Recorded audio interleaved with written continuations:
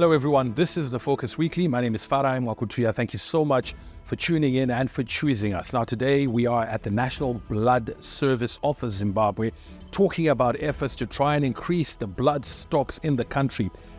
Blood and the blood that you donate could be the difference between life and death, and we'll be finding out about that and a lot more on this week's program.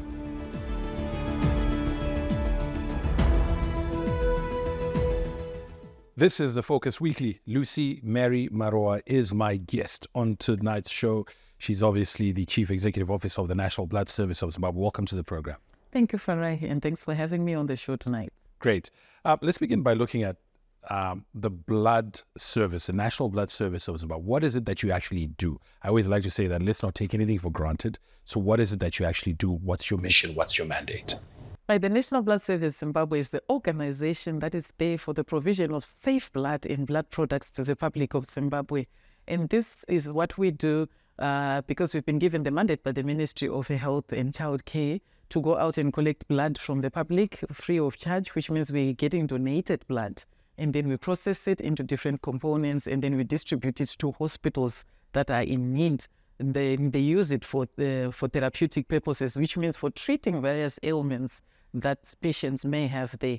Our mission as National Blood Services to actually to express empathy in healthcare while saving lives through provision of safe blood and blood products to the Republic of Zimbabwe.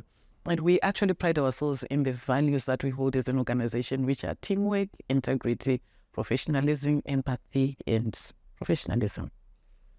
How, if it was corporate sector, I'd say, how's the business going? So how is it going? How is the blood drive going? Well, it always is a challenge up and down. Like any business, you're right to say if it was a corporate sector, because yes, we are a business and our business is to save lives. So yes, we are faced by the challenges that any corporate would face. So far, our challenge is making sure that we meet the demands of our customers, which means supplying enough blood for those that need it so that nobody has to lose their lives because there's no blood in the hospitals. And the third, or rather the last quarter of the year becomes very difficult for us in terms of keeping the stocks. So right now we are all out encouraging Zimbabwe to donate. We've just recently launched our festive season campaign, and we are encouraging people to donate between now and the first week of January to make sure that our blood bank doesn't run dry. So yeah, business right now, I think it's trying to keep the balance. That is the challenge at the moment, but we're doing the best that we can. Yeah, indeed. Obviously, as you say, festive season, because of, unfortunately, the nature of, travel, road traffic accidents and those sort of things, there will be demand. So tell us how you are going about trying to get more blood. We are actually calling upon our donors that have just finished their examinations in the various schools. As you know, most of our blood comes from the youth that are school going. We are drawing blood from anyone who is aged between 16 and 65 years of age. So if you look at 16-year-olds, those are your Form 4s. They were writing examinations. Your Form 6s were also writing examinations. And when they are writing examinations, we do not disturb them, and we do not actually encourage them to be donating blood at that stage. So that means that from the schools, we were not getting much during this past term. So now that they've finished exams, they're at home. We have now the festive season campaign where we're following them in their residential areas and calling upon them to come in designated areas throughout the country to donate blood. And then hopefully we can boost our blood bank that way up to the end of December. What role, if any, can the corporate sector play towards this blood drive?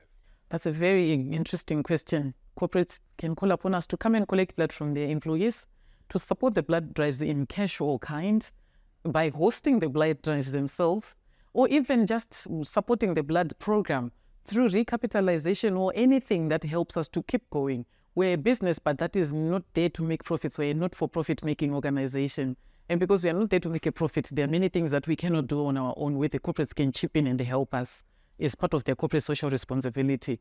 And they can help us in terms of refreshments for our donors, venues for hosting the blood services, or just tokens that we can use to appreciate our blood donors and therefore encourage others to come and donate blood because they feel appreciated, which we cannot do on our own as a not-for-profit-making entity. Fantastic.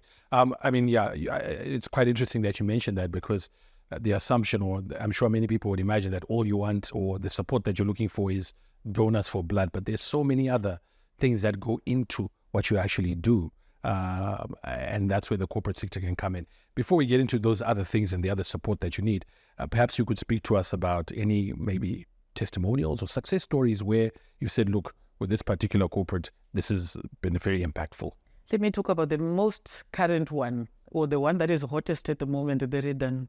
I think everybody knows that there's the Redden partnership where you donate blood and get a 5-liter coupon of petrol or diesel in their different petrol stations that are spread across the country. They've identified funnels that were low yielding for us, and they've gone into a partnership whereby if you go and donate at that particular point, you get a 5-liter coupon. And that has really significantly boosted our blood collection, especially among the adults. That's the hottest thing on the blog right now.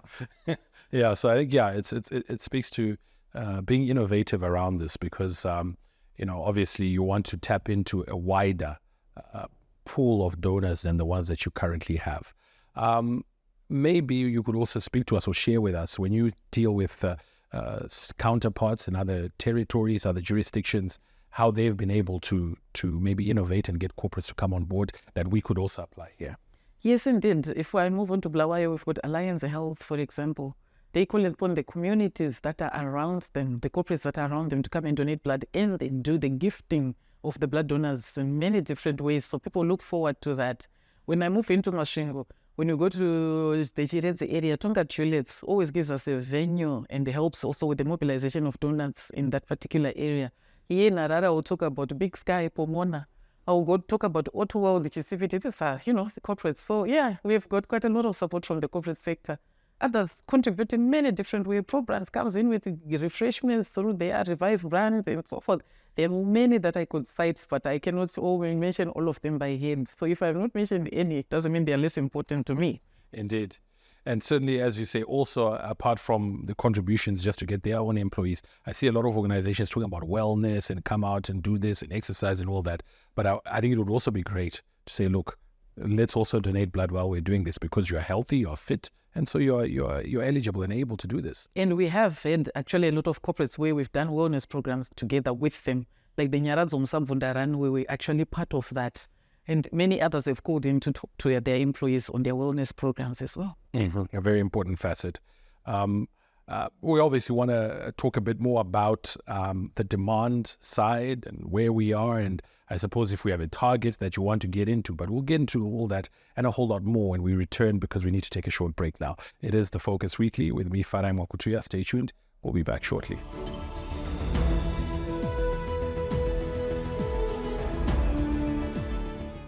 Welcome back. We continue the discussion. Lucy Marowa, the Chief Executive Officer of the National Blood Service Zimbabwe, is my guest.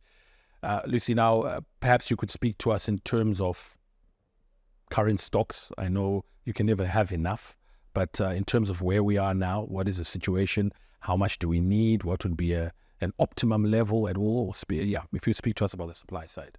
Let me start by saying the optimal supply side is actually when we are stocking at least 5 days stock. We talk of 5 days stock because we say that's a comfort zone for us. In case anything happens, we are able to have the nation covered for at least 5 days. But at the moment, we are not yet covered up to that level. We're sitting at about 3 days, which is a place that is somewhere in between, but not really the ideal.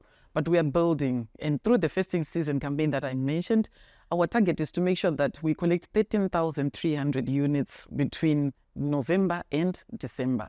And so far, we've held about 20 blood drives out of the 72 planned blood drives, and we've collected 4,800 units to date. So we are slowly building, hoping that by the time we get to December, we would be way beyond the 2/3 mark as far as achieving our target is concerned.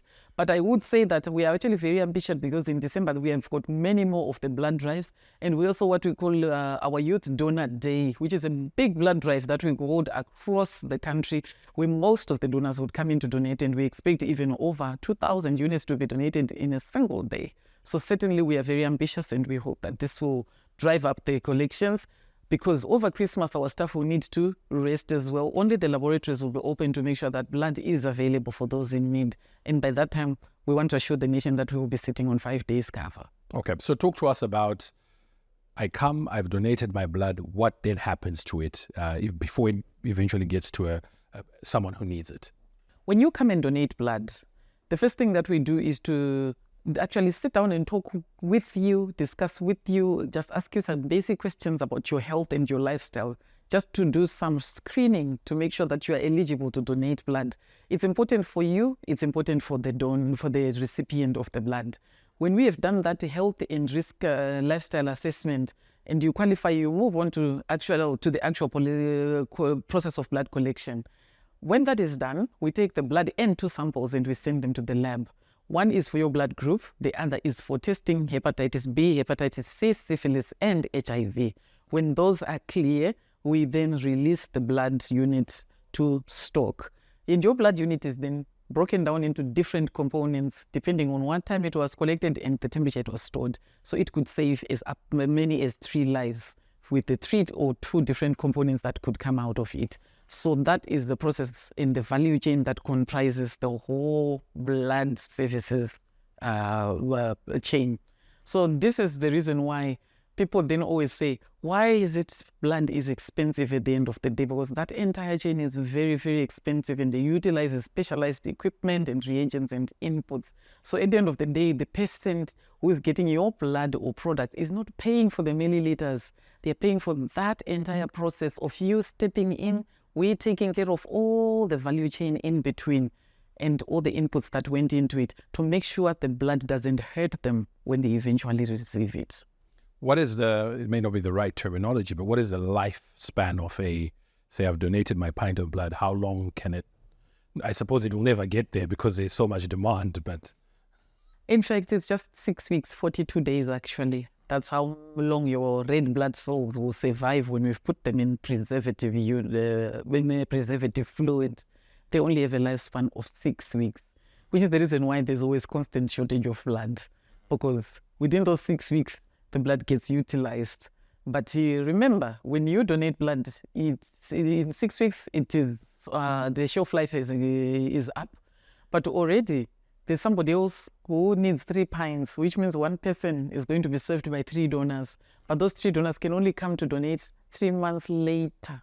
So the lag period between your 2 donations is much longer than the period, the shelf life of the unit that you've donated. In the meantime, one patient may consume blood from more than 1 donor. So that balance is very difficult to keep. Indeed, very, very difficult. The other thing that you mentioned as you were speaking, and I think it is a big issue that I've certainly noticed, is you're talking about the test for hepatitis and all these other things, but also blood type.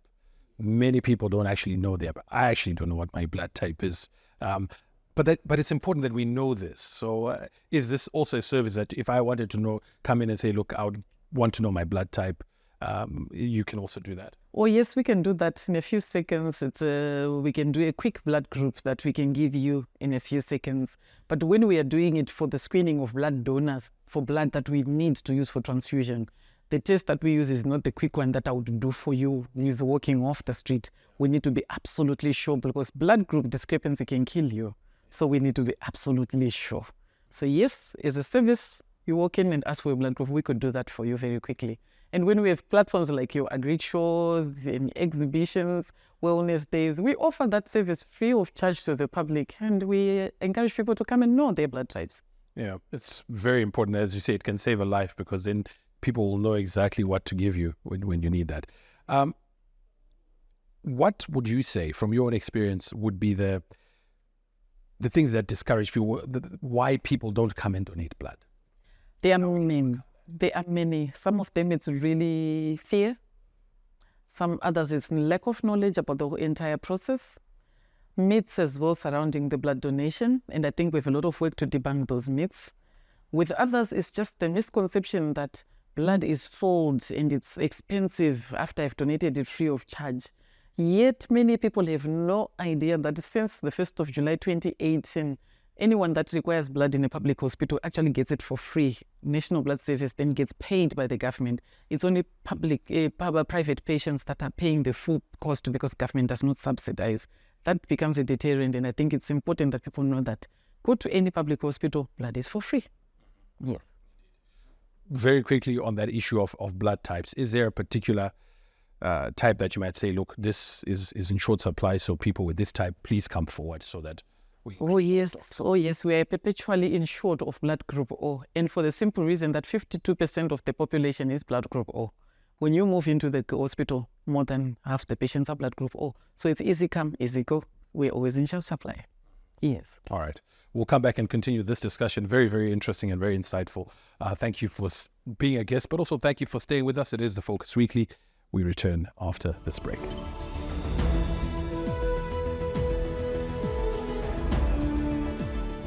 Welcome back. We continue the discussion. Before we went to the break, you were talking about some of the reasons that, hold people back from coming to donate blood. Fear was one of the first ones. But, when you go into your reception area there are boards with people who've donated 150, 200 times. So this is very safe. It in no way does it affect your health. But you see now, when it's not the fear of, some years there's the fear of the needle. Others are afraid of the lifestyle and then getting to know the results. People would rather not know because they know what they're up to out there.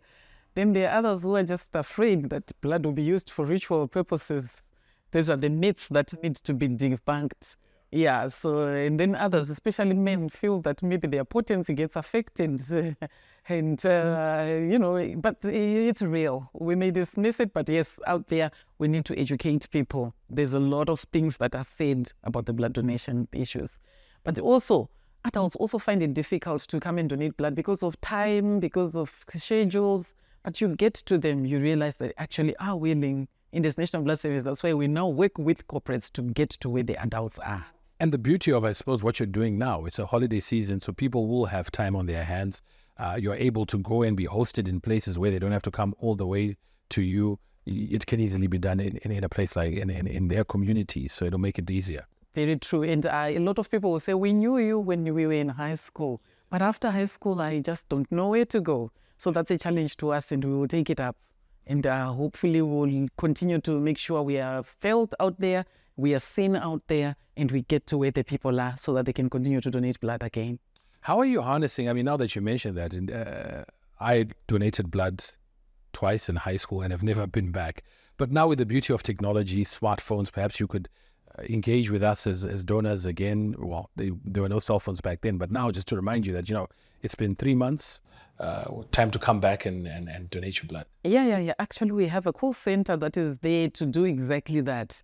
We are trying nowadays to make sure that when we change our ERP to a bit more, one that is a bit more responsive, it will be able to prompt automatically and send messages to the donors to say you are now due for a blood donation. Right now we're doing it manually. We have to go into our database and actually mine out the donors and then send the messages physically. And that is a bit cumbersome, that is tedious, prone to errors. We skip some donors. But yes, we're trying. It's a start.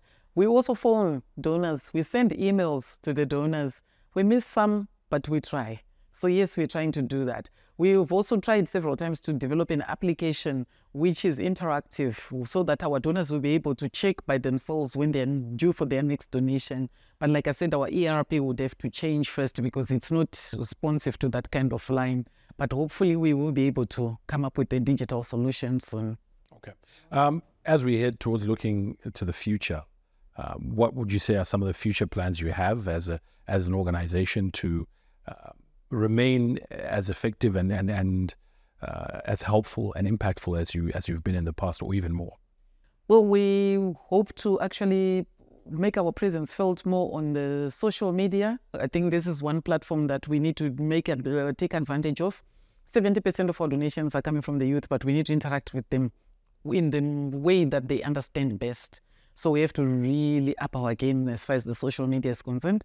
We also want to make sure that we invest a lot more in getting the adults to come in so that we shift the statistics in their favor.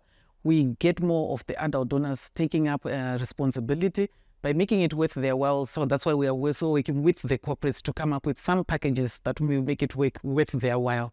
I don't know what it could be, but maybe something like a loyalty card, I don't know, but something that would appeal to the adult donors. We're also looking at recapitalization of our branches all over. We have very old infrastructure, very old property, plant and equipment. That tends to slow things down and bring in inefficiencies. So maybe if we actually work on that, it could really help. but also even bringing digital solutions to some of our processes as well, to make sure that maybe we can have a leaner stuff. I don't know. These are just things that we're thinking of. And also bringing in newer ways of doing business and also making money so that we can subsidize some of our processes as well.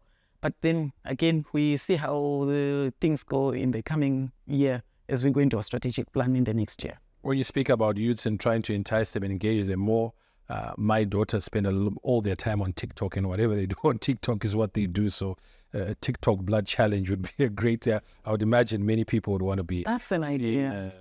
That's an idea, and I think we should pursue that. I think what's also very effective is the impact that the blood actually has. So without donated blood, what would be the state of our healthcare system in Zimbabwe? We are 100% voluntary, non-remunerated. So which means that if we do not have donated blood, there is no blood service, because this is the principle upon which we are founded as an organization. We are not running any other mode of blood collection, no paid donation or any other model. So no voluntary blood donation, no blood service. In other words, total chaos as far as we are concerned. Unless as a country we make a decision to move and say, let's go into paid blood donation, it comes with its own challenges and so forth. So again, it has to be at policy level, at government level, to change and say we are moving into this sphere. Across African Union, if you look at our regional peers, it's the same sort of model that we have. Mostly. Others have what is called family replacement, where if you want blood, you have to bring 2 relatives. If you want 1 unit, bring 2 relatives to donate, to replace that 1 unit we are giving you. If you need 3 units, so you bring 6 relatives to replace. So for every unit of blood that you want, you bring 2 donors. So that's called family replacement. Do you think that would be more amenable, that would be more attractive to people here? Well, I have not experienced it firsthand. I would not be able to comment on it. I guess for those that are using it and it's working for them, good for them. Yeah, I would not criticize it. Okay. Very finally, I mean, we're about to wrap up, but you obviously want to reach out to, as you said, adults, tip the scales in our favor, targeting corporates. One final parting shot that you may have before we wrap up. I just want to say to everybody, blood donation is one of those things that we take for granted until we really need the blood for ourselves or for our relatives. When we watch somebody die because they did not get the timely unit of blood, that's when it dawns. It's easier to attack the blood service and say, you are ripping us off because you don't know the truth that goes into the value chain. But there are times when the money can be available, but that life-saving product is not.